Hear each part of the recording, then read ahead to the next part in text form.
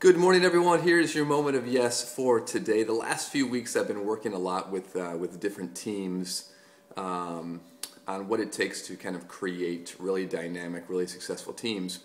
And the one quality that is sort of rising to the top over and over again more than any other is the idea of trust. And this is a quality that I'm a big fan of. And so when you think of any team, whether it's work, think of a family, think of any relationship that you are in and that you have, if it's not sort of operating at a top level, at a really healthy, really inspiring level, there's a good chance that relationship is lacking a sense of true trust. Meaning, if I cannot trust you or trust the environment, I am not going to be able to be fully authentic. I can't bring my full self to the table if I'm not positive that that's a safe thing for me to do. And safety from the standpoint, not necessarily physically, but emotionally safe to be authentic and know that how I show up is going to be supported and backed.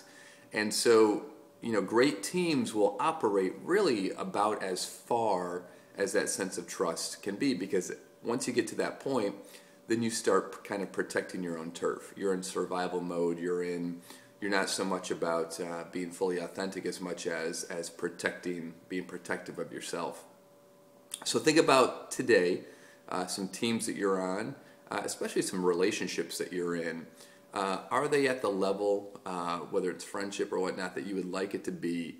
And if not, what's preventing it? Is it possible that there's a lack of trust in that relationship? And then ask why. Why is there a lack of trust? That might send you to a level that might be really healthy into exploring that relationship. So trust is a must. That's your level of yes. That's your moment of yes for today, everyone. Have a wonderful day.